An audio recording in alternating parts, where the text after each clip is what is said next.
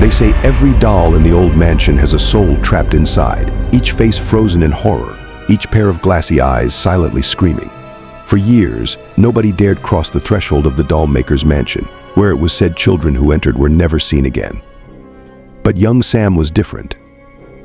Drawn by whispers of hidden secrets and tales of a forbidden dollhouse, he felt a pull he couldn't resist.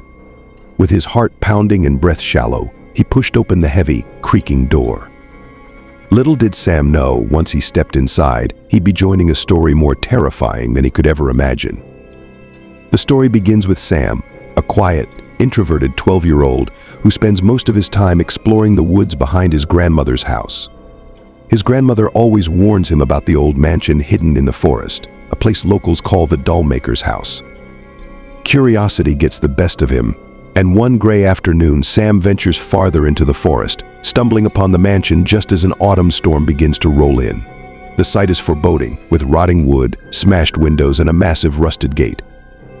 But what grabs Sam's attention most is the shadow of a large dollhouse sitting by the window inside, visible even through the grime on the glass.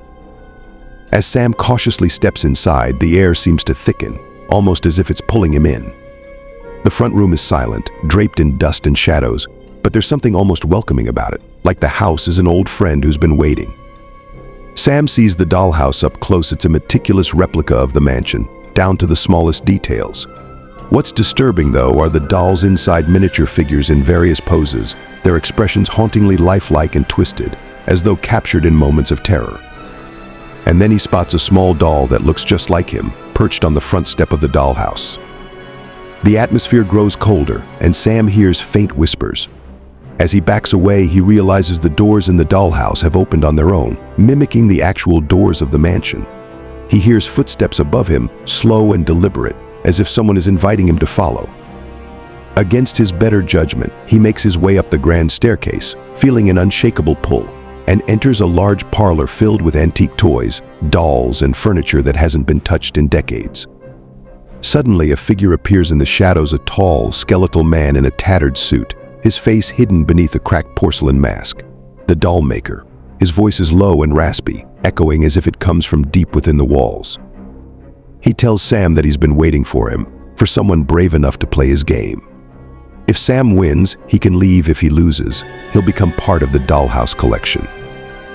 The Dollmaker leads Sam to a room filled with old mirrors, each one reflecting different versions of Sam, all showing him in various moments of fear and sadness. The Dollmaker explains that this room shows the hidden parts of a person, those parts they try to bury or ignore.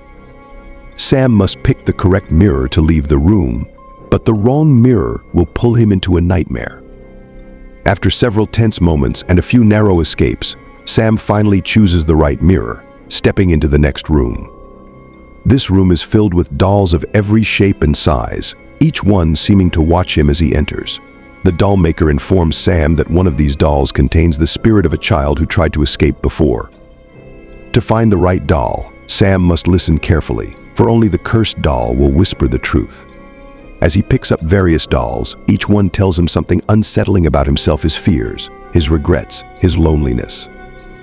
When he finally picks up the correct doll, it screams in agony, causing all the other dolls in the room to come alive, clawing at him as he stumbles toward the next door.